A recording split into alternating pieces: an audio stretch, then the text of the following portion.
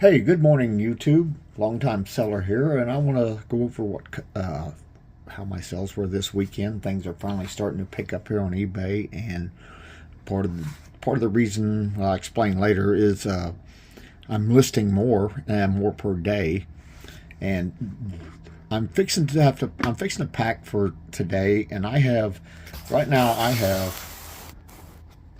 55 items to pack and ship from this weekend. This is very early Monday morning. This is 4 o'clock Monday morning here. And these are my sales for Friday, Saturday, and Sunday. So Friday I ran 497, Saturday 520, and then Sunday 446. So as you can see, the 3 days for this weekend I sold $1,500 for the product, and for a total of 55 items, and that's a pretty good strong weekend. You can see I'm starting to trend upwards after I was down for so long, and part of it was the economy, and part of it was I had cut my daily listings down to 10 a day, thinking that at the time I had a little over 11,000 items in my store, and I was under the assumption that the amount of items in my store would sustain the sales. And so I experimented with listing less per day, and my sales dropped. It didn't matter how many I had in the store. To me, it seems like eBay regulates my traffic to my store and sends buyers to my store dependent upon how many listings I'm doing a day. And even though I am still in the process of cutting my store down, I am down to like 9,300 items out from a high of almost 12,000. So I'm cutting down the size, but my sales are picking up because I'm listing more per day. Right now I'm listing 21 a day, and starting today, that number will go to 25 a day. And hopefully by the end of the month, I'll be doing 30 a day. But I want to keep, as long as I'm listing 30 a day, I would like 30 a day in sales. So I want to maintain. I don't want my store to grow and be bloated like it was, where in the past I had thought more items, more sales, but it's not necessarily that. There was a time when I'd filled my store with lower quality items, brand name wise, thinking that I would just make it up sales through volume, and it did work in a way. But now I've revamped my store, and I've become a little more specialized and a little more focused after that failed experiment. So now my sales are starting to trend up. And anyway, I have 55 items to ship this morning, and I will take you along on the journey to pulling those items. All right, YouTube, I'm going to pull some orders here from what sold. I had a really nice weekend, as I had shown earlier in the video, of like $1,500. And here it is early Monday morning. It's 4 a.m. and already got 3 sales for 50 bucks starting off today. So hopefully it's going to be another strong day. I'm going to pull my orders, and I pointed this out in some of my other videos of how I do my inventory. And what I do, if you see all these boxes here, my product is inside here, wrapped and numbered, and it's consecutively numbered. When I have an item for sale, I attach a number to it. I buy rolls, consecutive numbers, and once I use a number, I never reuse it. Even if an item is returned because it doesn't fit and it goes back in my inventory, it's assigned a new SKU number and put in at the end of the line. So numbers only used once and consecutively numbered, and it makes it a lot easier to find and pull orders, as you'll see. I'm fixing to pull some orders here. And what I'll do is, when you go to let's see if we can get this to focus here. Let me back it off here. Here's under my orders, and you have a button up here that says refine. And when I click that, I come down to where it says, hang on, click on refine. Oh, I'm sorry. I need to go over to my sold. Okay, first thing you do is buyer paid. Buyer paid, ship now. Sorry, I was on the wrong page. Then you hit the refine button, and it says custom label SKU and show results. And now everything that's sold is in numerical order. So now when I go to pull an order, I just start at the lowest number and work my way up. And so I will pull these orders right now, and you'll see how long. I've got uh, I have some hard goods that sold as well, but I have at least 20 uh, clothing pieces here. I'd already pulled some from the other row here. So let me get these 20 items pulled, and I'll show you how long it takes. It doesn't take that long at all. That's where that numbering system comes in handy.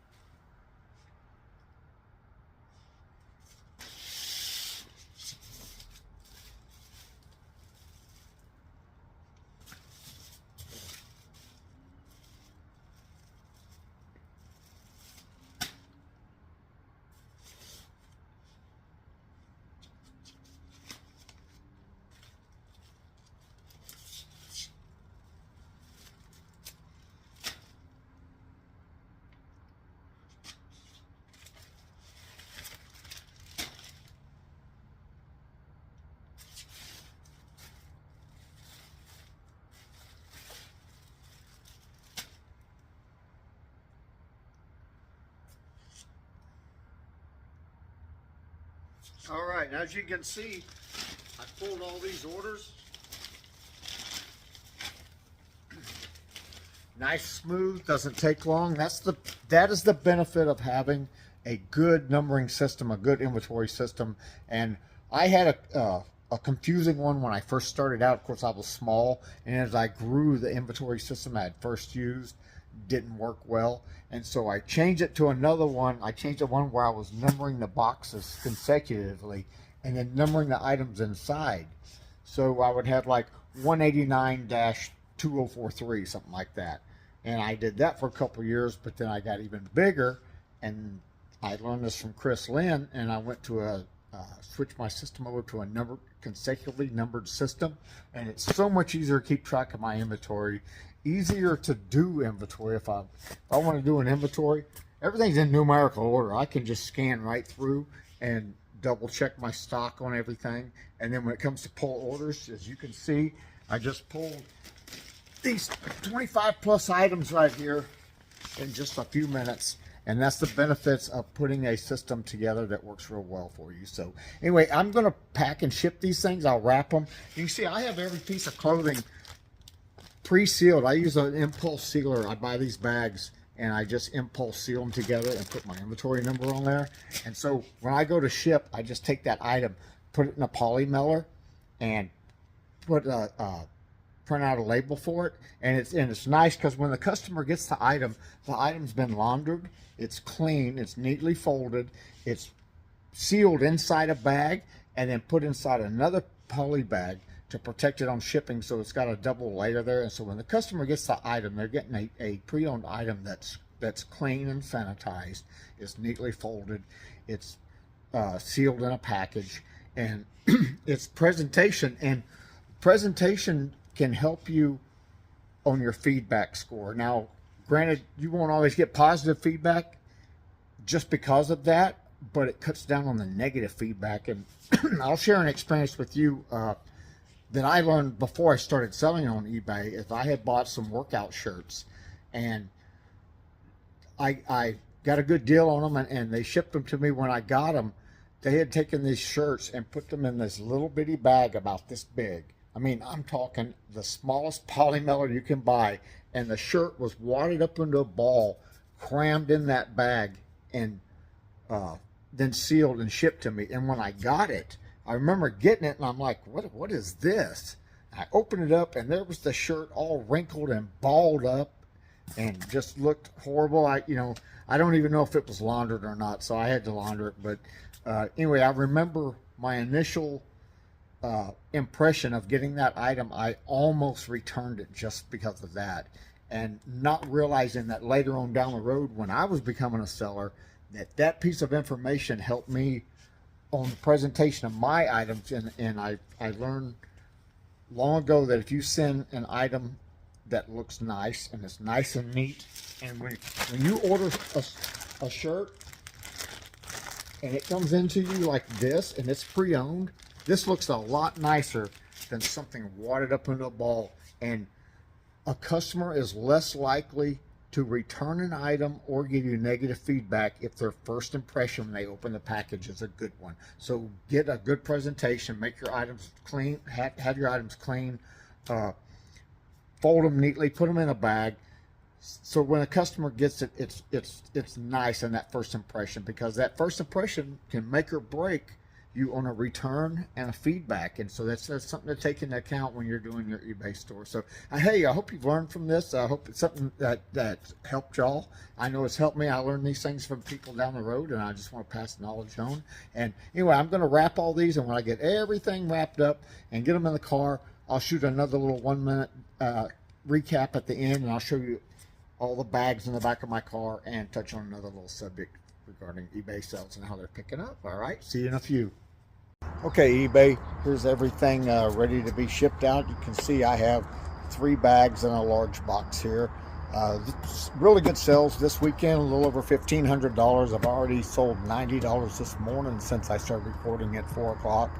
And so eBay's coming on strong, and just my tip to you, you want good sales, list quality items at a fair price list daily and list the desired amount for sales that you want. Like if you expect 10 sales a day, list at least 10 items every day. So use those 4 steps, grow your store, increase your eBay sales. Remember, the more you list of quality, good priced items, regularly scheduled listing daily, you're going to get the sales. Sales will be rewarded. That's how to boost your sales. All right. Hey, everybody have a great day and good luck selling in 2025.